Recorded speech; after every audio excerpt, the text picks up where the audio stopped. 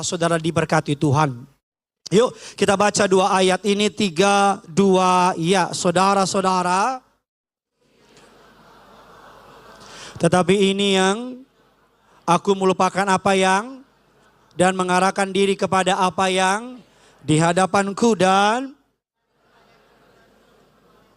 yaitu panggilan dari Allah dalam.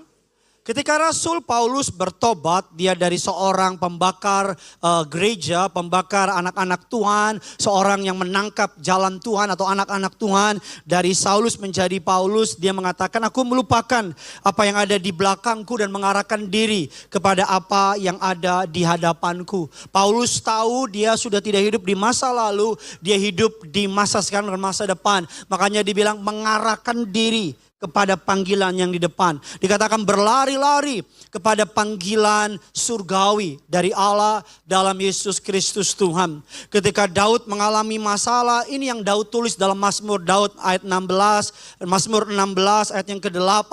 Kita baca, Daud berkata demikian, Bapak Ibu, 3, 2, 1, ya aku. Karena aku. Beberapa teolog percaya ayat ini ditulis ketika dia menghadapi pengejaran Raja Saul dari goa to another, dari cave to another cave. Hidup Daud, Bapak Ibu, lebih dari 10 tahun berlari dari goa ke satu goa. Jadi seluruh goa di Israel, Daud mungkin bisa menulis goa-goa terbaik di Israel. Dia berlari dari satu panggilan, dari satu goa ke goa yang lain karena yang ngejar Raja Israel. Bapak Ibu. Dia katakan apa yang membuat Daud kuat? Karena dia fokus memandang kepada Tuhan. Sebuah kutipan yang memberkati saya mengatakan demikian. Apa yang Anda fokuskan pasti akan berkembang dan menentukan hasil akhir. Kalau saudara fokus sama badai, maka seakan-akan badainya lebih besar. Makanya Petrus, Bapak Ibu, ketika dia fokus sama Yesus, dia mengalahkan hukum Archimedes, Bapak Ibu. Dia mengalahkan hukum grativitas. Ya itulah. Bapak Ibu, dia mengalahkan hukum gravitasi. Ya sebenarnya saya udah bisa, saudara, cuma lucu-lucu aja. Dia mengalahkan hukum itu. Saudara, dia mengalahkan, ya saya nggak usah ulang-ulang. Kenapa saya ulang-ulang terus itu hukum? Dia bisa berjalan di atas ketidakmungkinan. Karena dia ketika dia mulai memandang masalahnya. Hidup ini gampang kok. Apa yang kamu fokuskan akan menentukan hasil akhir. Apa yang kamu fokuskan akan berkembang. Matahari begitu kuat. Tapi kalau dia ambil kaca pembesar, ditaruh kepada yang namanya ke sesuatu akan membakar. Betul tidak? Saudara menentukan, ada banyak orang hari ini tenaganya, waktunya, hartanya bocor. Bocor kemana? Ke hal-hal yang gak penting. Ke hal-hal yang gak perlu. Berapa banyak waktu kita pengen makan, main HP dulu deh. Mau tidur, lihat sosial media dulu deh. Ketika mau tidur jam 11, ketika buka, lihat Instagram, sosial media, tiba-tiba jam 3 pagi. Dan mending menghasilkan sesuatu, no. Apa yang kita fokuskan akan berkembang. Dan menentukan hasil akhir. Makanya kemarin Bapak Ibu saya bilang sama admin gereja, saya bilang gini, undangan untuk hari Minggu mulai sekarang saya nggak terima lagi. Tadi pagi saya pada bilang amin amin gitu saudara.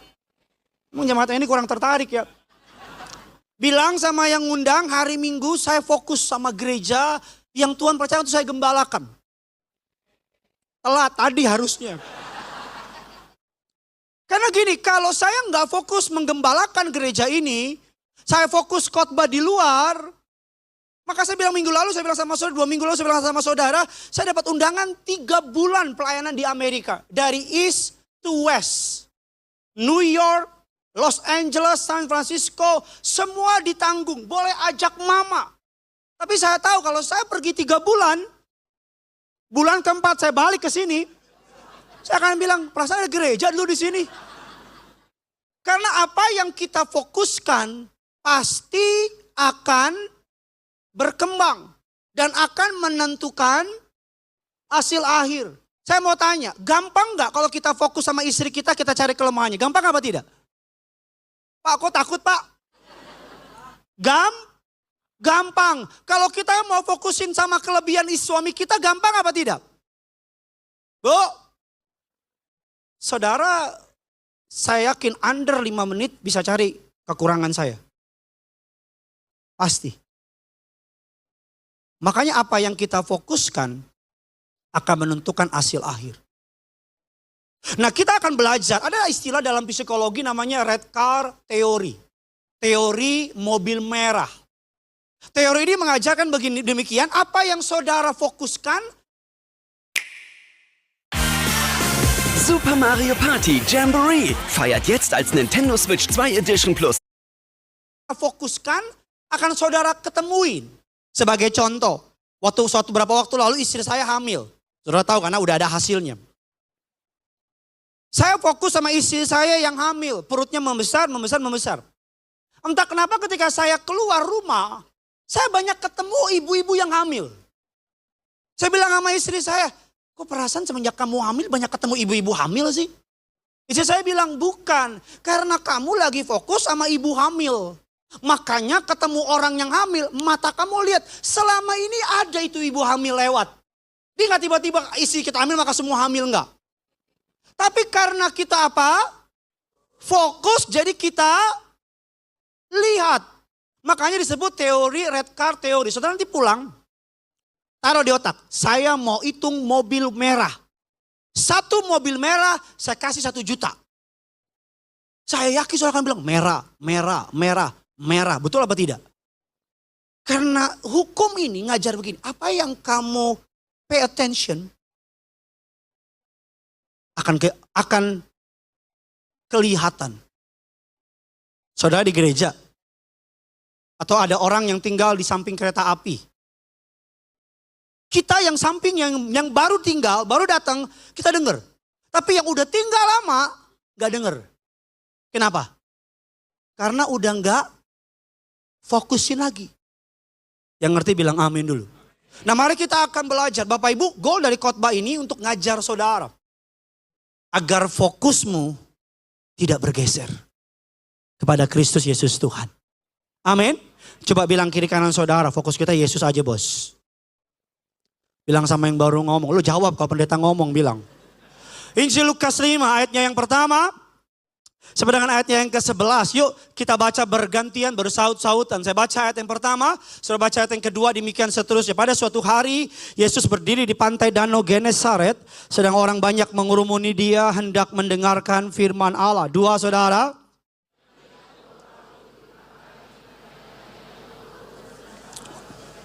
Ia naik ke dalam salah satu perahu itu yaitu Simon dan menyuruh dia supaya menolakkan perahunya sedikit dari pantai. Lalu ia duduk mengajar orang banyak dari atas perahu itu.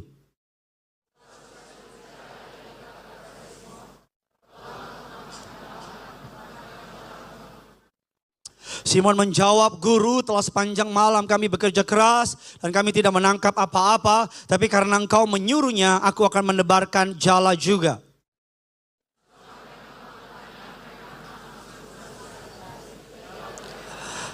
Lalu mereka memberi isyarat kepada teman-temannya di perahu yang lain supaya mereka datang membantunya. Dan mereka itu datang lalu mereka bersama-sama mengisi kedua perahu itu dengan ikan hingga hampir tenggelam. 8.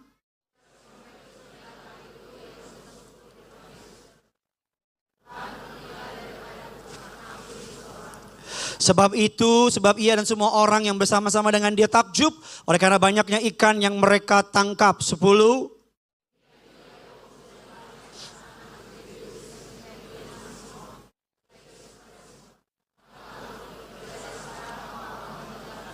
Sesudah mereka menghela perahu ini orang Batak saudara menghela.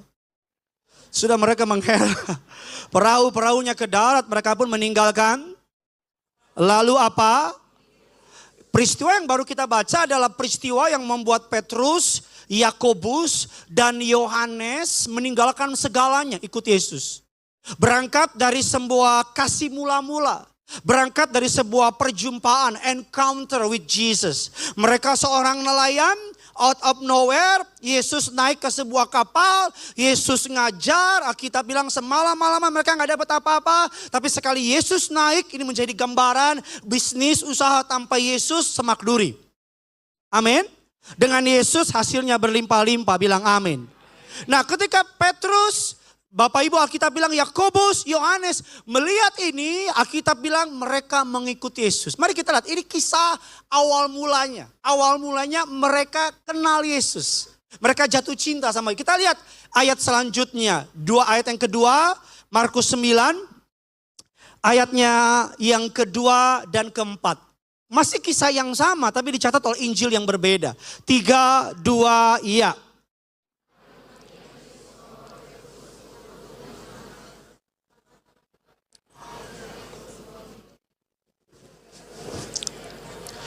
Lalu Yesus berubah rupa di depan mata mereka. 3.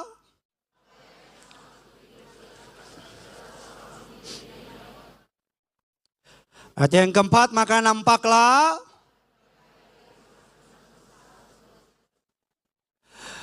mereka mengalami peningkatan pengalaman ikut Tuhan. Betul? Mereka tadinya lihat mukjizat, jaring kosong jadi penuh.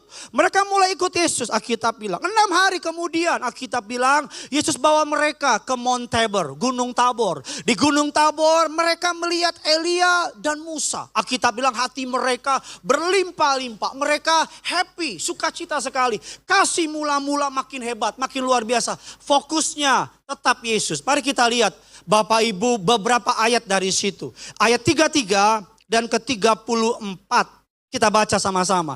3, 2, iya.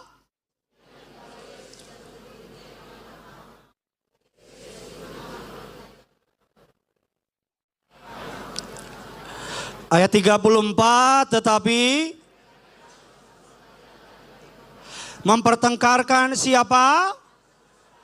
Pelan-pelan fokus mereka dari Yesus, dari kerajaannya, dari selfless, tidak egois. Pelan fokus mereka berpindah dari Yesus kepada siapa? Siapa yang terbesar di antara mereka. Perjalanan hidup gitu, dari selfless menjadi selfish. Dari enggak egois menjadi apa? Egois. Fokus mereka mulai salah.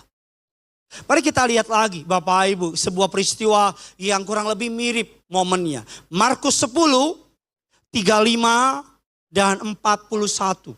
Saya baca 35. Lalu Yakobus dan Yohanes anak-anak Zebedeus mendekati Yesus dan berkata kepadanya, Guru, kami harap supaya engkau kiranya mengabulkan suatu permintaan kami. 36 silakan. Dua orang ini anak-anak Zebedeus berani minta sesuatu sama Yesus. Lalu kata mereka, perkenankanlah kami duduk dalam kemuliaan-Mu kelak. Yang seorang lagi di sebelah kananmu, yang seorang lagi di sebelah kirimu. 38.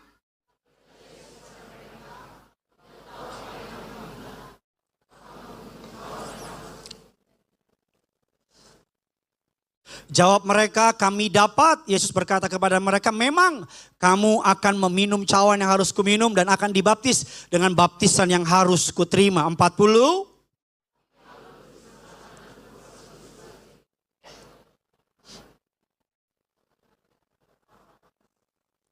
Ayat 41 sama-sama kita baca. Ini respon murid-murid yang berjalan sama dengan Yesus.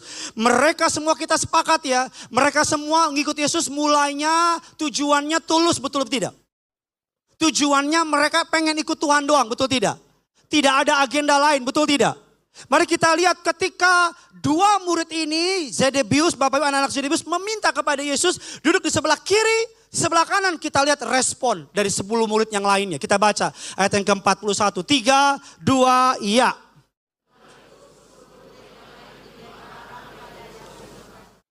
Kenapa murid-murid marah? Bapak Ibu, kenapa? Karena jemaat tidak menjawab, bukan? Karena murid-murid merasa mereka juga pantas duduk di sebelah kanan Yesus. Mereka juga meributkan hal yang sama di ayat yang sebelum kita baca. Bisa lihat, awalnya mereka berjumpa Yesus. Alkitab bilang Petrus ketika melihat Yesus membuka bajunya dan berlutut dan berkata, aku tidak layak. Betul tidak? Tetapi pelan tapi pasti ketika mereka mulai mencicipi kemuliaan, mereka mulai mencicipi kekayaan, mereka mulai mencicipi kepopuleran, mereka mulai mencicipi apa yang dunia tawarkan. Pelan tapi pasti fokus mereka dari tulus jadi ada maunya. Dari fokusnya sama Yesus jadi fokusnya sama diri sendiri. Saudara akan lebih kaget lagi kalau kita mundur beberapa ayat sebelumnya. Masih di perikop yang sama, masih di Markus 10.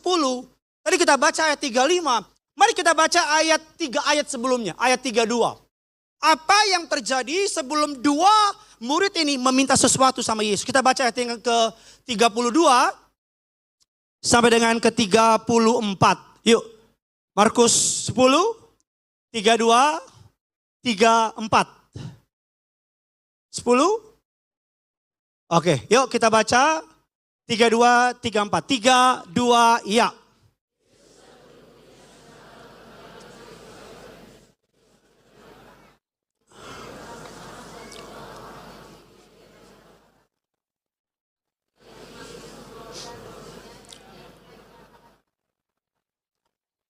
Ayat 33 katanya,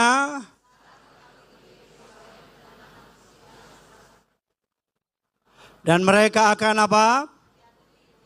Dan mereka akan apa? Ayat yang ke-34, dan akan apa? Diludahi, dibunuh, dan sesudah 3 hari ia akan apa? Bangkit. Mari kita baca ketika Yesus bicara mengenai apa yang akan terjadi sama Yesus. Mari kita baca respon dari murid-muridnya. Ayat yang ke-35, kembali ayat yang ke-35. Kita baca ayat yang ke-35, Bapak Ibu. Lalu Yakobus, anak-anak apa? Mendekati Yesus dan Guru, supaya engkau kiranya apa? Bapak Ibu bisa bayangin gak? Kalau Yesus lagi cerita dia akan ditangkap, disesa, diolok-olok, disalibkan, mati, bangkit pada hari ketiga. Hati Yesus lagi susah. Tapi murid-murid sibuk apa? Mikirkan diri sendiri. Ini kayak gini, ada suami yang mau mati, manggil istrinya sama anak-anaknya. Sayang, Dek, Kak, Papa mau mati. Bukan saya, contoh. Papa mau mati. Dokter bilang udah gak ketolong. Respon yang benar gimana? Saudara berharap ada yang mati apa gak sih? Kan bilang gini kan, Papa semangat. Betul tidak? Jangan mati Papa sebelum tanda tangan warisan. Enggak dong, betul kan? Pasti akan fokus sama orang itu, betul tidak? Bisa kebayang gak perasaan Yesus?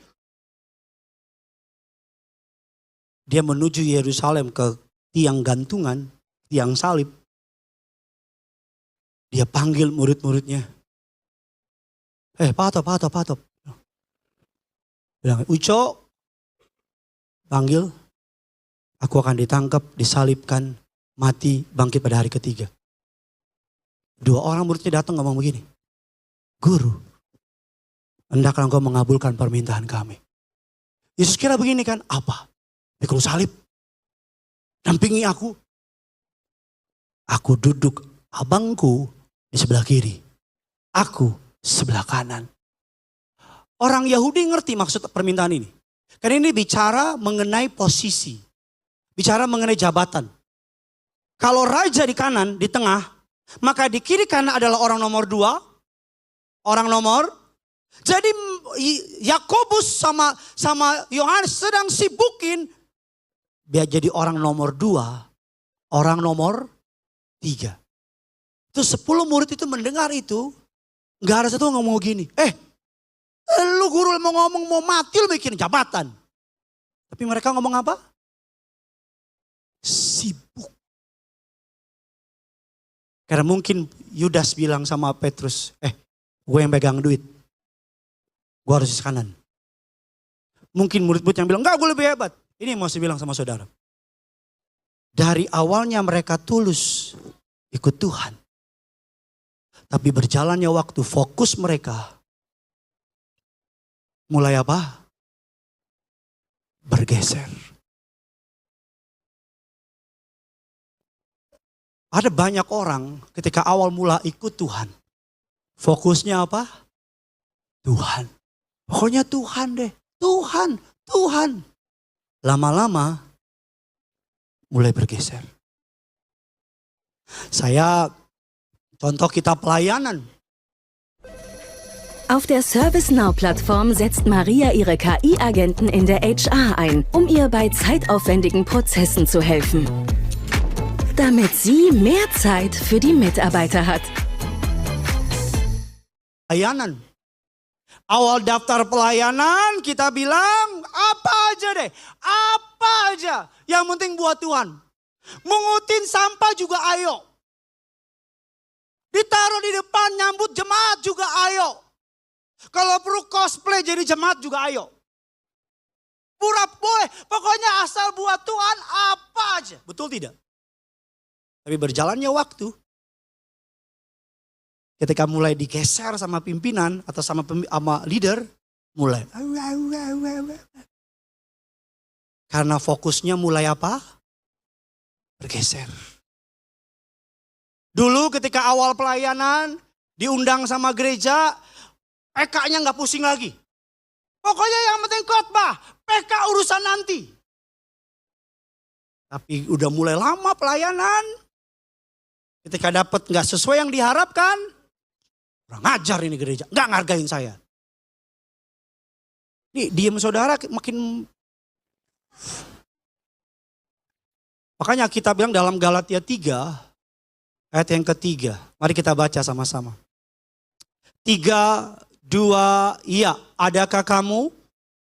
Galatia 3 ayat yang ketiga. Bisa tolong dibantu. 3, 2, ya. Adakah? Maukah kamu mengakhirinya dalam apa? Ayat yang keempat. Semua yang telah kamu apa? Masakan apa? Paulus menulis kepada jemaat di Galatia karena Paulus melihat jemaat Galatia sudah banyak mengalami penganiayaan, sudah banyak mengalami tantangan, sudah banyak mengalami pencobaan. Tetapi mereka sekarang fokusnya dari kepada Kristus, mulai sibuk mementingkan golongan, kelompok. Mulai sibuk mana Yahudi, maka mana Yunani. Mulai sibuk antara hal-hal yang gak penting. Makanya Paulus bilang begini, kamu memulai dengan roh. Masakan kamu sebodoh itu kata Paulus. Mengakhiri dengan daging kata Paulus. Masakan apa yang telah kamu alami itu sia-sia. Sebagai pendeta saya sudah banyak berkatin orang pernikahan. Banyak sekali. Biasanya orang-orang awal menikah pasti tulus. Biasanya. Semua orang kalau menikah, aduh ampun kalau lagi konseling, duduknya gak mau dipisahin. Pokoknya pengen nempel, you and me forever. Dan biasanya kalau udah konseling pernikahan, Bapak Ibu kalau udah pemberkatan pernikahan, waduh kalau udah janji nikah, rasa-rasa selama saya berkatin orang, gak ada yang janji nikahnya jelek, gak ada. Semuanya bagus. I still remember the first time I met you. Engkaulah, waduh semua janji diumbar-umbar. Cowoknya mulai ngomong, aduh engkaulah adalah tulang rusuk yang hilang. Aku baru mengerti kenapa hidupku selama ini tidak masuk akal. Bersama dengan engkau sekarang mulai masuk akal. Dan semua tuh dari jemaat, bridesmaid semua pada nangis. Itu. Sampai mama juga pada nangis. Saya pun pendeta ketipu juga. Kita udah liatin, wow gila, apalagi kalau udah mulai yang namanya itu tuh. Orang tua tuh, ke orang tua.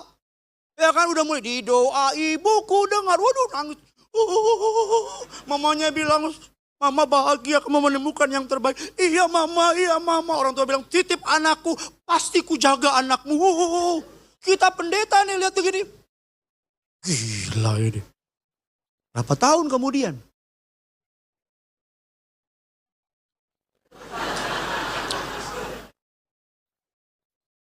Saudara awal-awal pacaran kan tulus. Nikah kan tulus. Betul tidak? Tapi berapa tahun kemudian, kenapa cowoknya bisa selingkuh? Kenapa mereka mulai memikirkan perceraian? Karena fokusnya mulai apa? Bergeser. Saudara para bapak ketika kerja masuk kantor, tujuan kita apa? Buat keluarga. Saya tulang punggung. Kasih makan anak-anak dan istriku. Betul? Gak ada orang yang kerja buat selingkuh. Gak ada. Gak ada. Kecuali gila dia. Betul tidak? Orang berangkat kantor kan istrinya doain. Semangat ya Pak. Papa pergi karena uang. Pulang karena cinta. Wah. Itu tulis-tulisan di truk-truk tuh yang jalan tuh. Pergi karena uang, pulang karena cinta gitu. Iya kan? Berangkat kantor kan, wah buat keluarga. Berapa tahun kemudian, justru keluarganya gak diurus. Karena pekerjaan. Dulu kerja buat keluarga. Sekarang karena pekerjaan, keluarga gak keurus. Yang salah di mana? Fokusnya mulai bergeser. Saya secara intentional, secara sengaja minta sama admin gereja untuk di luar hari Minggu pilih beberapa gereja yang mohon maaf secara ukuran dunia kecil. Kecil. Kenapa? Buat ngajarin diri saya tahu diri.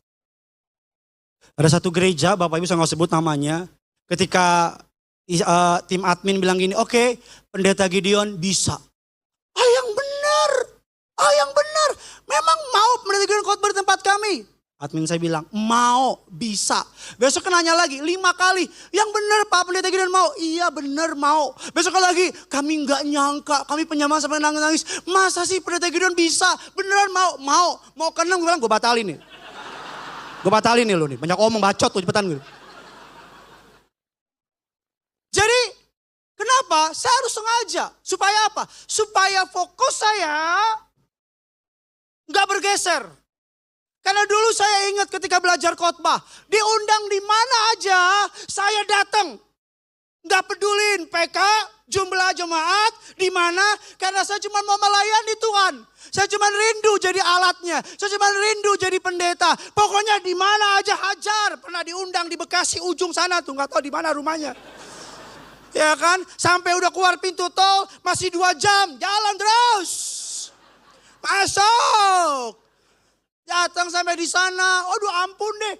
Pulang cuma dikasih apa? Air putih hangat. Mantap. Pulang. Tapi pulang apa? Sukacita. Sukacita. Secara sengaja saya minta sama tim pilih. Supaya apa? Saya kalau datang ke gereja itu dikasih persembahan kasih, saya terima supaya sopan. Tapi yang saya beri dalam anugerah Allah lebih besar. Kenapa? Karena itu waktu buat saya nabur. Bukan ngambil. Sekarang beda. Kalau diundang banyak orang, ini fenomena di gereja pada umumnya, sibuk. Pesawatnya apa? Kelas bisnis ya. Hotelnya harus ini ya. Kalau nama di flyer, nama gelar doktornya gak ditulis, marah. Kalau fotonya lebih kecil daripada foto yang lain, kenapa foto dia lebih besar? Karena foto saya kecil. Sibuk. Saya ngomong ini bukan lebih hebat dari yang lain, bukan. Tapi khotbah ini, yang sudah dengar hari ini, untuk kembali kita sama-sama mengingat fokus kita awal. Amin. Kamu yang pertama kali baru bertobat ikut Tuhan. Kasih mula-mula. Kamu kan gak banyak omong kan? Betul gak? Yang penting gereja, udahlah gereja aja lah. Cinta Tuhan. Lama-lama. Mari kita lihat sebuah ayat biar kita bisa lebih mengerti. Kolose 4 ayat yang ke-14. Tolong adik saya. Mari kita baca kisah kejatuhan seorang hamba Tuhan, seorang rasul dalam Alkitab. Kita baca Kolose 4 ayat ke-14. 3, 2, ya. Dan dari ayat ini menunjukkan bahwa Demas adalah rekan sekerja Allah. Bersama dengan Lukas mengirim salam kepada jemaat di Kolose. Ayat yang berikutnya, Filemon 1 ayat yang ke-24. 3, 2, ya.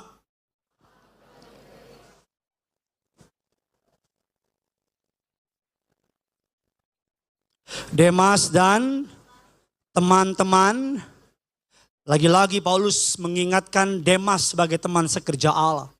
Ini menunjukkan kualitas pelayanan dari Demas. Ayat yang ke-2 Timotius 4 ayat yang ke-10. Karena apa?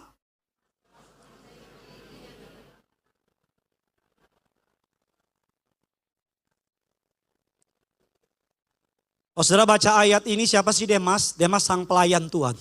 Rekan kerja Allah. Bapak Ibu, Paulus, rekan kerja Paulus dalam memberitakan Injil, membangun jemaat. Terkenal di kalangan jemaat waktu itu. Rasul Paulus tidak perlu memberikan keterangan apapun tentang Demas dalam suratnya. Karena jemaat telah mengenalnya. Demas, Bapak Ibu, kalau sudah pelajari sejarah gereja, terpandang menonjol dalam pelayanannya. Karena Paulus berkali-kali mengingat dan menulis nama Demas dalam beberapa suratnya. Tapi 2 Timotius 4 bilang demikian. Karena Demas telah apa? Dan meninggalkan, ia telah berangkat kemana? Kalau saudara nggak ngerti konteks pada masa itu, saudara nggak akan paham. Tesalonika itu kayak Jakarta sekarang. Tempat Paulus pergi sekarang itu kayak di pedalaman. Demas pergi ke Tesalonika karena Tesalonika kota kaya. Ada tawaran, banyak tawaran, kota yang penuh dengan kesenangan dunia. Demas yang udah bertahun-tahun melayani pekerjaan Allah tinggalkan Paulus pergi ke Tesalonika. Kalau Demas saja yang rasul bisa jatuh, maka hal yang sama bisa terjadi sama kita. Betul tidak? Apa yang membuat Demas bisa jatuh? Salah fokus. Fokusnya kekayaan. Saya yakin Demas ketika pertama kali kenal Tuhan, tujuannya Tuhan. Betul tidak? Saya yakin ketika pertama kali Demas bertobat, tujuannya siapa? Tuhan. Ada tokoh yang saudara mungkin gak kenal, tapi kalau saudara belajar Alkitab atau belajar teologi ya, tokoh ini disebut sebagai tandemnya Billy Graham. Namanya Charles Templeton.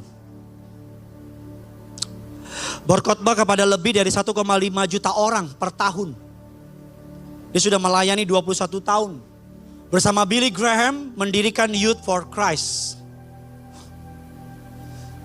Banyak menyembuhkan orang sakit, membangkitkan orang mati, mengusir setan. Banyak tanda-tanda hebat dalam pelayanan Charles Templeton. Kita pikir orang kayak gini gak akan jatuh. Betul tidak? Oh lah kalau jatuh moral ya oke lah. Kita pikir gak mungkin ninggalin Tuhan. Tapi tahun 1957 dia memutuskan menjadi ateis.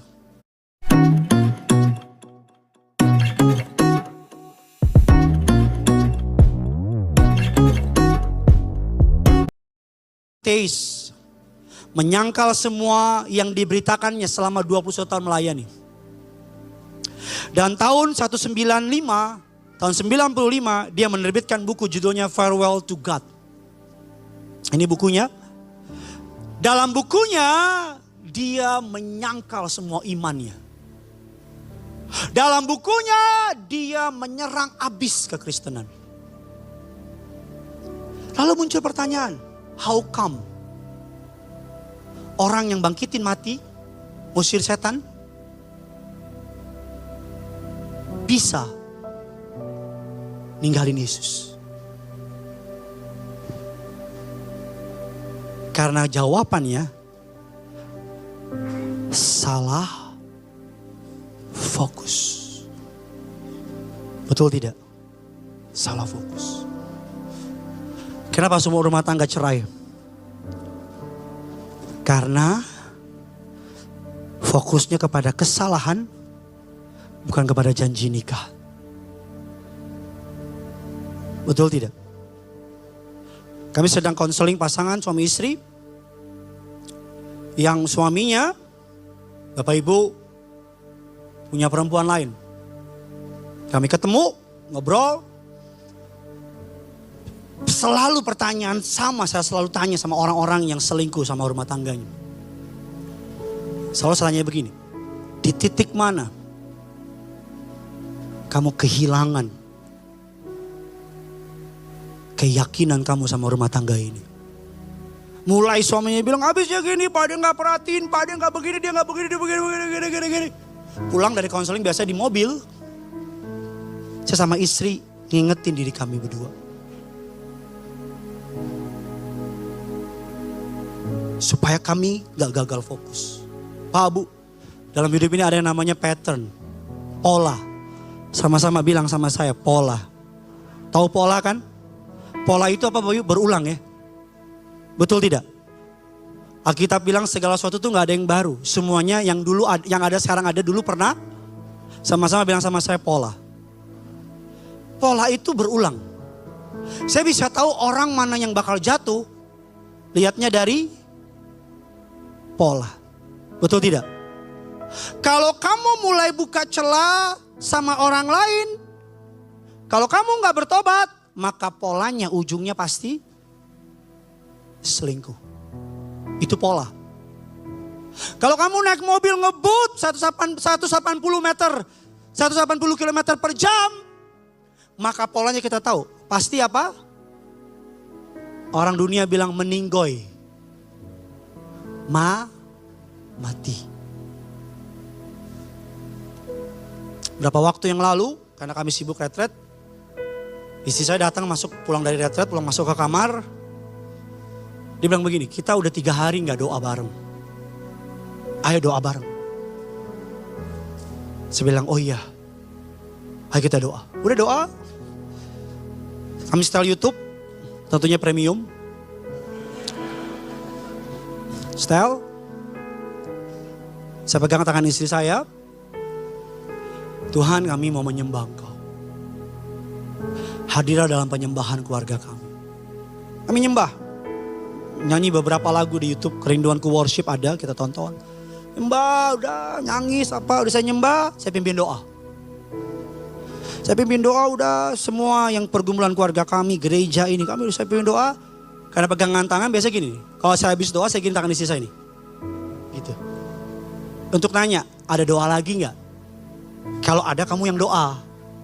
Gitu, gini, saya gini, dia gini. Kalau dia mau doa dia jawab, dia doa. Biasanya lebih lama doa daripada saya. Nah, tapi kalau enggak dia gini lagi. Artinya lanjut. Udah? Habis itu udah lanjut, habis itu tutup doa dengan doa Bapa kami. Kami yang di surga, dikuduskanlah namamu. Datanglah kerajaanmu. Jadilah kehendakmu dan seterusnya. Selesai nangis bareng, udah amin. Saya kasih tangan saya ke istri saya. Dia cium. Saya taruh tangan saya di kepalanya dia. Saya doain. Selesai pelukan. Udah tidur. Kalau saya nggak setia sama jam doa kami, maksud cerita saya, nggak setia sama jam doa kami, maka patternnya kelihatan. Betul tidak?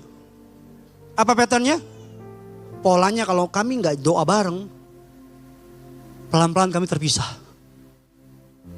Istri saya khotbah. Pola. Gampang kok. Kamu yang dulu awal kerja, awalnya tulus kan? Kerja, dalam kerja cari duit. Tapi lama-lama mulai apa? Fokusnya mulai geser. Para pelayan Tuhan, awal-awal pelayanan niatnya apa? For the glory of God. Lama-lama apa? Glory of myself. Ketika saya nyiapin khotbah ini, hal yang sama Roh Kudus ingatkan sama saya. Apa alasan kamu melayani? Amin. Gereja saudara dan saya dapat penawaran beberapa tempat di Jakarta. Ownernya langsung yang ketemu kami. Bahkan beberapa owner ngomong gini sama saya. Masuk aja dulu Pak Pendeta. Kalau buat gereja buat Pak Pendeta cincai lah. Cincai, masuk aja dulu. Itu kan kalimat cincai, kalimat yang paling kita ingini. Tapi doa kami bukan soal buka tempat. Doa kami jangan sampai niatnya tulus, lama-kelamaan jadi apa? Tadinya kerajaan surga, lama-lama jadi apa? Kerajaannya Gideon. Halo? Saudara nggak bisa diajak ngomong serius ya? Yang ngerti, yang setuju bilang amin dulu. Karena kalau secara logika buka di tempat tertentu, oh pasti berhasil punya deh. Pasti rame punya deh.